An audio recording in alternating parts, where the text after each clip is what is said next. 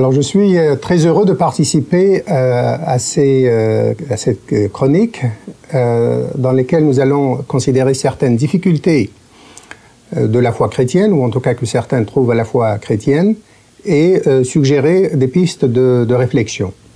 Et la première difficulté que je voudrais évoquer est celle que certains ont exprimée. Est-ce que la vie chrétienne, finalement, nous empêche de vivre notre vie? Est-ce que si on fait le saut de la foi chrétienne, nous allons rater notre vie, en particulier rater des parties de plaisir, de joie? Alors, en réponse à cela, je voudrais élargir un petit peu la question, le cadre de la question, et dire que c'est évident, si on pense à des jouissances individuelles, personnelles, que le message de la foi chrétienne ne contribue pas à aller dans ce sens. Mais que finalement, souvent, ce genre de jouissance est de courte durée et qu'il mène plutôt à la dissipation et à la destruction qu'à l'accomplissement de sa vie.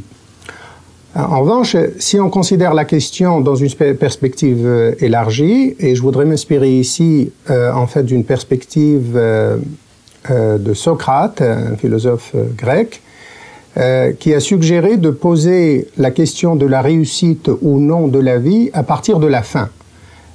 C'est à partir de la fin de sa vie que l'on peut dire est-ce qu'on a réussi ou est-ce qu'on a raté sa vie. Et là, je pense que la foi chrétienne a à offrir d'excellentes choses. Finalement, si on peut résumer l'essentiel de la foi chrétienne, c'est de dire qu'on est invité à participer au projet de recréation par Dieu de tout ce qui est. Dieu a ce projet extraordinaire où il veut recréer ce qui a été abîmé par le mal, et il ne le fait pas seul, il invite sa création à se réconcilier d'abord avec lui par Jésus-Christ et à participer à ce projet.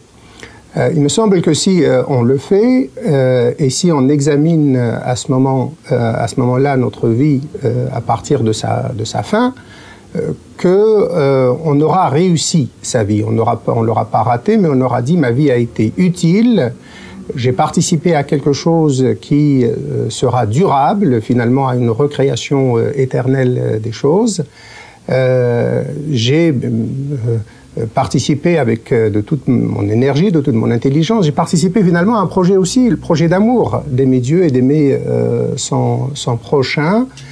Et il me semble que ceux qui ont consacré leur vie à cela, non seulement ne l'ont pas regretté, mais qu'ils se sont aperçus que leur vie avait un sens, que leur vie avait été utile, que leur vie avait réussi.